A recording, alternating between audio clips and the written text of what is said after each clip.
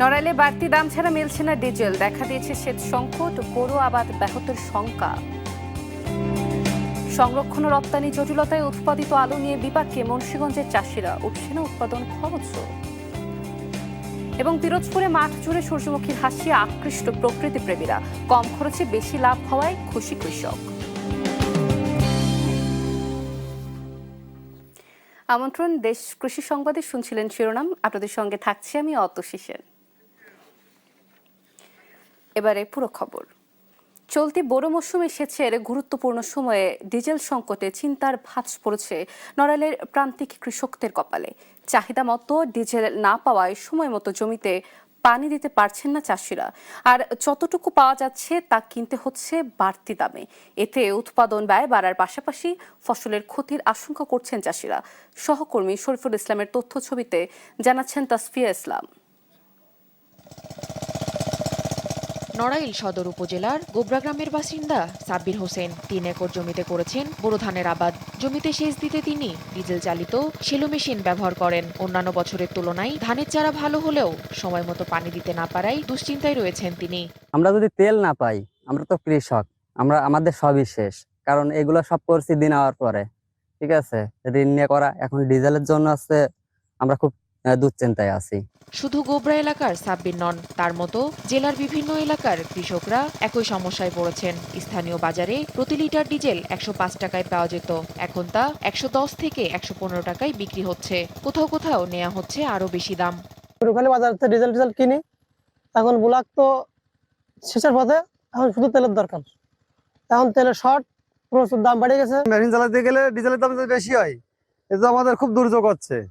কারণ আগে ১০ টাকা করে কিনতে, এখন ২০ টাকা করে কিনতে হচ্ছে। তেল তো বাজারে পাওয়া যাচ্ছে না। বাজারে যে তেল আমরা পাচ্ছি, দিন গেলি দেখা গেল যে ২ দিন ৩ দিন ঘোরার পরে ১ লিটার বা ২ লিটার তেল আমাদের দেয়।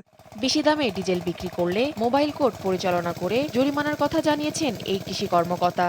লোহাগড়া উপজেলা কৃষি অফিসার সহ উপসহকারীরা প্রত্যেক ডিজেলের দোকান পরিদর্শন করছে। কালকেও আমাদের কালিয়া উপজেলায় পরিদর্শন করছে এবং সেখানে যারা বেশি দামে বিক্রি করতেছে উপজেলা প্রশাসনকে নিয়ে সেখানে মোবাইল কোর্টও পরিচালনা করছে। কালকেও আমরা সর্বক্ষণ মাঠে আছি, কৃষকদের আতঙ্কিত হওয়ার কিছু নেই। সেচ দিতে ব্যর্থতার কারণে তাদের ফসলের উৎপাদন কমে যাওয়ার আশঙ্কা করছেন কৃষকরা, তাই দ্রুত সমাধান চান তারা। তাসফিয়া ইসলাম, নিউজ ডেস্ক, দেশ টিভি। শরীয়তপুরে জ্বালানি তেলের সংকটে ব্যাহত হচ্ছে বোরো সহ মৌসুমী ফসলের আবাদ। এ নিয়ে জানাতে এবার যুক্ত হচ্ছেন সহকর্মী সাইফুল ইসলাম আকাশ। আমরা যুক্ত হচ্ছি। আকাশ, নিশ্চয় শুনতে পাচ্ছেন আমাকে। আবাদ ব্যাহত হওয়া নিয়ে কি বলছেন কৃষকরা, জানাবেন। অতসী, সারা দেশের ন্যায় শরীয়তপুরে যে ডিজেল সংকটটি রয়েছে, সেই সংকটের ফলে কিন্তু শরীয়তপুরের যে কৃষকরা রয়েছেন তাদের কপালে কিন্তু চিন্তার ভাঁজ পড়ে গিয়েছে। কারণ এই সময়টাই কিন্তু তারা বড় যে মৌসুম, এই মৌসুমে তারা ধান লাগিয়ে থাকে, সেই ধান ক্ষেতগুলো কিন্তু এক পর্যায়ে শুকিয়ে গিয়েছে। আমি যদি একটু চিত্রটা দেখাই, এই মুহূর্তে অবস্থান করছে শরীয়তপুর সদরের যেই পালং ইউনিয়নটি রয়েছে, সেখানে একটি কৃষি জমিতে। সেই জায়গাটিতে আমরা দেখেছি যে ডিজেল না থাকার কারণে এখানকার যারা কৃষকরা রয়েছে তারা কিন্তু তাদের যে ফসলি জমি রয়েছে সেখানে তারা সেচ দিতে পারছে না। এবং আমরা কৃষি সম্প্রসারণ অধিদপ্তর সূত্রে আমরা যতটুকু জানতে পেরেছি, এই শরীয়তপুর জেলায় প্রায় ৮২,০০০ কৃষক রয়েছেন এবং তারা সেচ দেওয়ার জন্য প্রায় ২৫০২টি সেচ যন্ত্র ব্যবহার করে থাকেন এবং প্রতিদিন প্রায় ২০ থেকে ২৬,০০০ ডিজেল তাদের প্রয়োজন হয়। তবে পাম্প থেকে তাদেরকে যে ডিজেল দেওয়া হচ্ছে সেটি কিন্তু কৃষি জমিতে সেচ দেওয়ার মতো পর্যাপ্ত না। এ কারণে কিন্তু তাদের যেই এইবারের সময়টি কৃষি যেই মৌসুম, সেই মৌসুমে কিন্তু তারা কাজ করতে পারছে না এবং এখানকার যারা রয়েছে তারা কিন্তু অনেকটাই হতাশায় রয়েছেন। এবং যেই বিষয়টি বলতে হয়, কৃষকরা বারবারই কিন্তু আমরা দেখেছি যেই ফিলিং স্টেশনগুলো রয়েছে সেখানে গিয়ে কিন্তু তারা জানান দিচ্ছে যে আমাদের ডিজেল সংকট রয়েছে। সেক্ষেত্রে কিন্তু তারা পর্যাপ্ত পরিমাণ ডিজেল পাচ্ছে না এবং তারা কিন্তু বিক্ষোভ মিছিলও করে যাচ্ছে। তবে এই ক্ষেত্রে যেই কৃষি সম্প্রসারণ অধিদপ্তরের যিনি রয়েছেন তারা কিন্তু জানাচ্ছে যে এই বর্তমান যে সময়টি রয়েছে আর অল্প কিছু দিনের মধ্যে যদি তারা পর্যাপ্ত পরিমাণ ডিজেল না পায় তাহলে কিন্তু এই ফসলের জমিতে তাদের লসখান হতে পারে। তবে জেলা প্রশাসনের পক্ষ থেকে কিন্তু ডিজেলের সরবরাহ সেটি কিন্তু তারা বাড়ানোর যে চেষ্টা সেটি করে যাচ্ছে এবং কেউ যেন কৃত্রিম ভাবে সংকট না করতে পারে অসাধু ব্যবসায়ীরা, সেক্ষেত্রে কিন্তু তারা দেখার জন্য মনিটরিং টিম পরিচালনা করে যাচ্ছে। তবে কৃষকদের যে দাবি, তাদের যদি অতি দ্রুত এই ডিজেলের সরবরাহ বৃদ্ধি না করা হয় তাহলে কিন্তু তাদের বেশ সমস্যা হবে। তারা চাচ্ছে অতি দ্রুত যেন তাদের এই ডিজেল যেই পাম্পগুলো রয়েছে সেখান থেকে পর্যাপ্ত পায়। তো এই ছিল আমার কাছে শরীয়তপুর থেকে ডিজেল সংকট নিয়ে কৃষকদের যে চিন্তা সেটি ভাবনা নিয়ে আপনার কাছে সর্বশেষ তথ্য। অতসী। আকাশ, ধন্যবাদ আপনাকে। দর্শক, আবাদ ব্যাহত হওয়ায় জ্বালানি সংকট সবকিছু মিলিয়ে জানাচ্ছিলেন আমাদের সহকর্মী।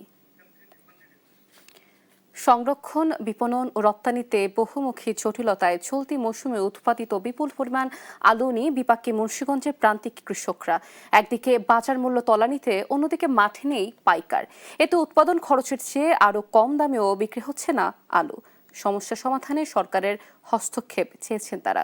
সহকর্মী সুমিত সরকার সুমনের তথ্য ছবিতে জানাচ্ছেন শর্মিলা কেয়া। মুন্সিগঞ্জে আলু চাষে সফল কৃষকরা। প্রতি বছরই বাড়ছে এর চাষ, কিন্তু জেলার 61টি হিমাগারে আলু সংরক্ষণ ক্ষমতা 5.5 লাখ মেট্রিক টন। তবে হিমাগারের কোটা আগেভাগেই দখল হয়েছে মধ্যস্থভোগীদের হাতে। এতে হিমাগারে উৎপাদিত আলু সংরক্ষণ করতে পারছে না প্রকৃত কৃষকরা। ছিল ভালোই, কিন্তু সারের দাম বেশি হয়েছে, বিছনের দাম বেশি গেছে, তারপরে লেবারের রোয়া টোয়া খরচপাতি বেশি গেছে, সব জিনিসের দাম বেশি। এখন আলুর বাজার কম, এখন মোটামুটি আমার আলুর পত্তা পড়ছে 550টার মতো পত্তা পড়ছে। এখন আলু পাইকারও নেই। বর্তমান বাজারে বলতে আছে 400-450 টাকা মন, আর আমাদের উৎপাদন খরচ পড়ে আছে 600 টাকার উপরে। রপ্তানিমুখী কৃষি পণ্য হিসেবে আলুর কদর থাকলেও অধিক সারের প্রয়োগ এবং ডায়মন্ড বীজ থেকে উৎপাদিত আলুতে পানির মাত্রা বেশি থাকায় মুন্সিগঞ্জে আলু রপ্তানি করা সম্ভব হচ্ছে না। এছাড়া স্থানীয় বাজার ব্যবস্থাপনায় যথাযথ কর্তৃপক্ষের রয়েছে উদাসীনতা। এতে আলু বিপণনে হিমশিম খাচ্ছে কৃষক। বাজারে 11 টাকা 12 টাকা, তাহলে আমাকে লাভ হবে করতে, ওই জন্য একটু লাখের আশায় চেষ্টা করতেছি যদি বাজারটা বাড়ে। সরকার যদি আলু বিদেশ রপ্তানি দেয় তো আমার বাসন আছে, না তো ভয় না যায়। তবে আলু বিদেশে রপ্তানির বিষয়ে কাজ অব্যাহত রয়েছে বলে জানায় কৃষি বিভাগ। আলু ফসলকে আসলে লাভজনক করার ক্ষেত্রে আমরা আমাদের কৃষি বিভাগ কিছু স্বল্পমেয়াদী, দীর্ঘমেয়াদী এবং মধ্যমেয়াদী পরিকল্পনা গ্রহণ করেছি। ডায়মন্ড ভ্যারাইটিটা রপ্তানিযোগ্য নয়। আমরা আমাদের এই মৌসুমের শুরু থেকে আমাদের প্রচেষ্টা ছিল যে আমরা রপ্তানিযোগ্য ভ্যারাইটি আমাদের কৃষিতে উৎসাহিত করবো, এবং আমরা এবার সানশাইন, অ্যাস্টারিক্স, আমরা সান্তানা এই জাতীয় কিছু ভ্যারাইটি আবাদ করতে সক্ষম হয়েছি। মুন্সিগঞ্জে চলতি মৌসুমে আলু আবাদ হয়েছে 34,660 হেক্টর জমিতে। বাম্পার ফলন হওয়ায় উৎপাদন দাঁড়াতে পারে 11 লাখ মেট্রিক টনে। শর্মিলা কেয়া, নিউজ ডেস্ক, দেশ টিভি। আমদানি নির্ভরতা কমিয়ে নিজেরাই উচ্চ ফলনশীল পেঁয়াজের বীজ উৎপাদন করে সফলতা পাচ্ছেন মেহেরপুরের কৃষকরা। এ পেঁয়াজ বীজ উৎপাদন করে যেমন উৎপাদন খরচ কমছে, তেমনই বাড়ছে মুনাফা। নিজ জেলার চাহিদা মিটিয়ে অন্য জেলায় বীজ সরবরাহ করে লাভবান হচ্ছেন চাষিরা। সহকর্মী আক্তারুজ্জামানের তথ্য ছবিতে জানাচ্ছেন শর্মিলা কেয়া। মেহেরপুর জেলার কৃষকরা একসময় পেঁয়াজ বীজের জন্য ভারতের উপর নির্ভরশীল ছিলেন। পেঁয়াজ চাষের মৌসুম এলেই চড়া দামে বীজ কিনতে হতো চাষিদের। কখনো কখনো ভেজাল বীজে লোকসানও গুনতে হয়েছে তাদের। সেই চিত্র এখন পাল্টেছে। আমদানি নির্ভরতা কমিয়ে নিজেরাই উৎপাদন করছেন নাসিক, ভারতীয় কালাশ ও সুখসাগর সহ নানা জাতের উচ্চ ফলনশীল পেঁয়াজ বীজ। এতে উৎপাদন খরচ কমেছে, বেড়েছে লাভ, শ্রমিকদের কর্মসংস্থানও হচ্ছে। এমাটাকে আমরা তামাক চাষ করতাম, বুঝলেন, এখন তামাক বাদ দিয়ে আপনার পেঁয়াজের বীজ চাষ করি আমরা। তখন আমরা যে ইন্ডিয়া থেকে বীজ নিতাম, কয়েক বছর ভালো হয়, আর তারপরে বছর দেখা যায় ভালো হয় না, আমাদের খারাপ বীজ দেয়। যে বীজ নিজে উৎপাদন করলে আমাদের কম খরচে সেটা হয়ে যায়। প্রতি বছর আমরা হাত ঠেকাই, এতে প্রোগ্রাম দিলে বীজ ভালো হয়। কৃষি বিভাগ বলছে কৃষকদের এই উদ্যোগ দেশের কৃষিতে ইতিবাচক পরিবর্তনের ইঙ্গিত দিচ্ছে।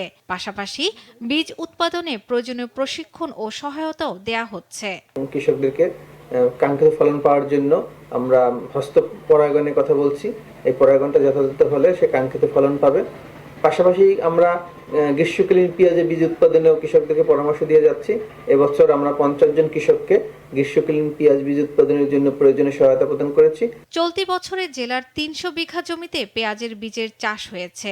অপরদিকে জেলায় 27,775 হেক্টর জমিতে পেঁয়াজের আবাদ হয়েছে। উৎপাদন লক্ষ্যমাত্রা ধরা হয়েছে 75,600 মেট্রিক টন। শর্মিলা কেয়া, নিউজ ডেস্ক, দেশ টিভি।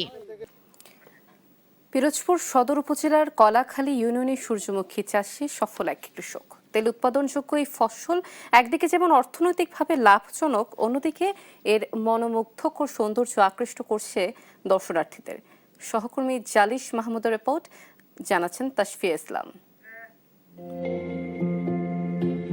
যেন প্রকৃতি নিজে এঁকেছে এক অপূর্ব ছবি। পিরোজপুর জেলার কলাখালী ইউনিয়নের কৈবর্তখালী গ্রাম এখন সূর্যমুখীর হাসিতে ভরে উঠেছে। একসময় যেখানে ছিল ধান আর ফসলের একঘেয়েমি, সেখানে এখন নতুন সম্ভাবনার নাম সূর্যমুখী চাষ। কৃষক মহসিন খান 36 শতক জমিতে সূর্যমুখী ফুলের চাষ করেছেন। তার খরচ হয়েছে প্রায় 10,000 টাকা। সরকারি সহায়তা পাওয়ায় ব্যয় কমেছে কিছুটা। উৎপাদিত তেলের চাহিদা বেশি থাকায় এটিকে সম্ভাবনাময় হিসেবেই দেখছেন তিনি। কৃষি অফিসে আমাদের সপ্তাহের জন্য একটা ট্রেনিং দেওয়া হয়েছে সূর্যমুখীর উপরে। তারা এখানে কিছু আর্থিক ডোনেশনও তারা দিচ্ছে। প্রথম আমরা যদি অগ্রহায়ণ মাসে যদি আমরা এটা চাষ করতে পারি তাহলে আমরা বেশ লাভবান হব এবং আমাদের দেশ উপকৃত হবে এবং বিদেশ থেকে তৈল রপ্তানি কম হবে। সূর্যমুখী চাষ আরও বিস্তৃত হলে ভোজ্য তেলের চাহিদা পূরণে ইতিবাচক ভূমিকা রাখবে বলে মনে করছে কৃষি বিভাগ। 70 হেক্টর জমিতে সূর্যমুখীর আবাদ হয়েছে। এই চাষিদের মধ্য থেকে আমরা তেলজাতীয় ফসলের উৎপাদন বৃদ্ধি প্রকল্পের আওতায় 10 জন চাষিকে 1 বিঘা জমির জন্য বীজ, সার এবং কীটনাশক সহায়তা দিয়েছি। পাশাপাশি সকল চাষির জন্যই সূর্যমুখীর উপকারিতা, কিভাবে উৎপাদন করতে হয়, রোগ প্রতিরোধ কীভাবে করতে হয় এবং এই তেলের উপকারিতা কিভাবে তেল ভাঙাতে হয় বা নিষ্কাশন করে সংরক্ষণ করা যায় এই সম্পর্কে অবহিত করেছি। তেলের বাজারে এই তেল কিভাবে বিক্রি করা যায় এবং স্বাস্থ্যসম্মতভাবে নিজেরা তেল খাওয়া যায় সেই সম্পর্কে চাষিদের উদ্বুদ্ধ করার চেষ্টা করেছি। সদর উপজেলার 70 হেক্টর জমিতে এবার সূর্যমুখী চাষ হয়েছে। তাসফিয়া ইসলাম, নিউজ ডেস্ক, দেশ টিভি। লাভজনক হওয়ায় শেরপুরেও বেড়েছে সূর্যমুখীর আবাদ। এ নিয়ে জানাতে এবার যুক্ত হচ্ছেন সহকর্মী নাইম ইসলাম। যুক্ত হচ্ছে নাইম, এবার শেরপুরে কি পরিমাণ সূর্যমুখীর আবাদ হয়েছে এবং কেমন লাভবান হচ্ছেন কৃষকরা, বিস্তারিত জানাবেন।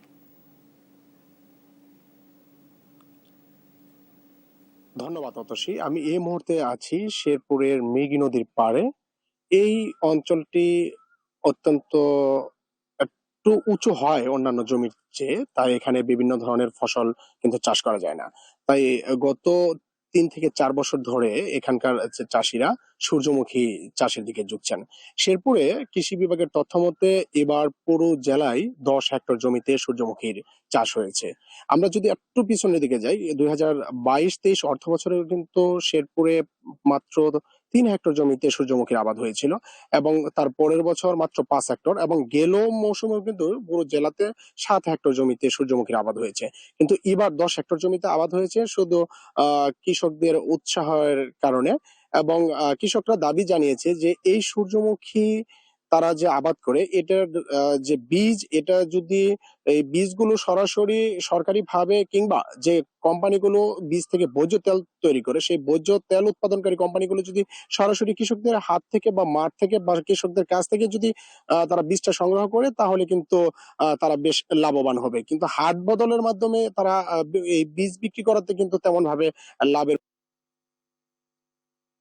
জমিতে কিন্তু সূর্যমুখী আবাদ করে তারা লাভবান হচ্ছেন, কারণ পরিত্যক্তর চেয়ে তারা সূর্যমুখী ফুল আবাদ করছেন। এতে করে কিন্তু তারা যেমন একদিকে সূর্যমুখী গাছ তারা লাঠি হিসাবে ব্যবহার করতে পারছেন এবং এখানকার যে বীজের থেকে যে তৈল উৎপাদন হয় সেইখান থেকেও কিন্তু তারা আবাদ লাভবান হচ্ছেন। আমরা কথা বলেছি জেলা কৃষি বিভাগের সাথে, তারা জানিয়েছেন যে এবার শেরপুরের বিশেষ করে সদর উপজেলা এবং নকলা উপজেলায় যে সকল জমিতে অন্যান্য ফসল চাষ করা যায় না, উঁচু জমি তুলনামূলক এবং সেচ স্বল্পতা বা সেচ দেওয়া সম্ভব হয় না, সে সকল জমিতে কিন্তু সূর্যমুখী ফুলের আবাদ করা হয়েছে এবং সেই সাথে কৃষি অফিস থেকে কিন্তু সূর্যমুখী ফুলের যে বীজ সেটা কিন্তু দেওয়া হয়। আমি এখন যে জমিতে দাঁড়িয়ে আছি এই জমিতেও কিন্তু সূর্যমুখী ফুল আবাদ করা হয়েছিল। 90 থেকে 110 দিনের মধ্যে কিন্তু সূর্যমুখী ফুল একদম ঘরে তোলা যায় জমি থেকে এবং ইতিমধ্যে কিন্তু একটু জানিয়ে রাখি কৃষকরা কিন্তু তাদের সেই ফসল কাঙ্ক্ষিত ফসল ঘরে তুলেছেন এবং বীজগুলো কিন্তু শুকাচ্ছেন।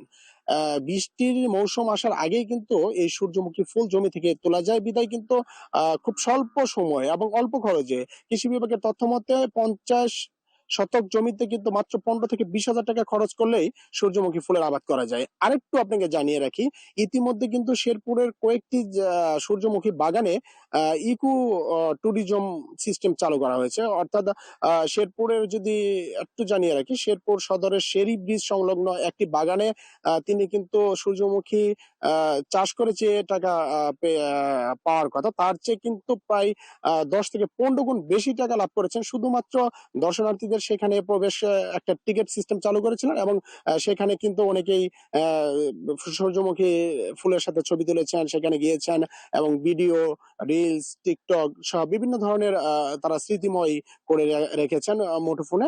যার কারণে কিন্তু সেখানে কিন্তু দর্শনার্থীর সংখ্যা বিশেষ করে ঈদের পরবর্তী সময় কিন্তু অনেক বেড়ে গিয়েছিল। তো সর্বশেষ কথা হচ্ছে যে শেরপুরে দিন দিন কিন্তু সূর্যমুখী ফুলের যে আবাদ সেটা কিন্তু বেড়ে চলেছে। তবে কৃষকদের দাবিটা যদি মেনে নেওয়া যায় কোনোভাবে, যে সরাসরি ভোজ্য তেল উৎপাদন কোম্পানি কৃষকদের কাছ থেকে কোনো হাত বদল না করেই এই বীজ সংগ্রহ করে, তাহলে কিন্তু কৃষকরা কিন্তু ব্যাপকভাবে লাভবান হবে এবং শেরপুরে কিন্তু আশা করা যায় যে এই দিন দিন যেভাবে পর্যায়ক্রমে সূর্যমুখী ফুলের আবাদ বেড়ে চলছে এটি কিন্তু অব্যাহত থাকবে। বিশেষ করে যে সকল জমিতে সেচ স্বল্পতা বা সেচ সংকট রয়েছে এবং পানির ব্যবস্থা নেই সে সকল জমিতে। আমরা যে জায়গাতে দাঁড়িয়ে আছি শেরপুর সদরের, এই জমি থেকেও কিন্তু যে কৃষক সূর্যমুখী ফুল চাষ করেছিলেন, আমরা তার সাথে কথা বলেছি। তিনি বলেছেন যে সূর্যমুখী ফুলের যে গাছ সেটা কিন্তু লাকড়ি হিসেবে তিনি ব্যবহার করেছেন এবং এখানে সূর্যমুখী তেল উৎপাদনের সময় যে খৈল হয় এটা কিন্তু গোখাদ্য হিসেবে চমৎকার ভাবে ব্যবহার করা যায়। আমরা কথা বলেছি কয়েকজন চিকিৎসকের সাথে, তারা জানিয়েছেন সূর্যমুখী তেল কিন্তু সম্পূর্ণ নিরাপদ এবং এটা ভোজ্য তেলের জন্য বিদেশ থেকে যে আমদানি করা হয় এটা যদি আমাদের দেশে যদি ব্যাপকভাবে চাষ করা যায় তাহলে কিন্তু এই আমদানি নির্ভরতা অনেকটাই কমে আসবে। অতসী এই ছিল আমার কাছে শেরপুরের সূর্যমুখী ফুলের আবাদের সর্বশেষ তথ্য। ধন্যবাদ আপনাকে। দর্শক, শেরপুর থেকে যুক্ত ছিলেন সহকর্মী নাইম। সূর্যমুখী আবাদের খবর সম্পর্কে জানাচ্ছিলেন তিনি। এই ছিল দেশ কৃষি সংবাদের আজকের আয়োজনে। পরবর্তী সংবাদ দেখার আমন্ত্রণ রইল, সাথে থাকবার জন্য ধন্যবাদ।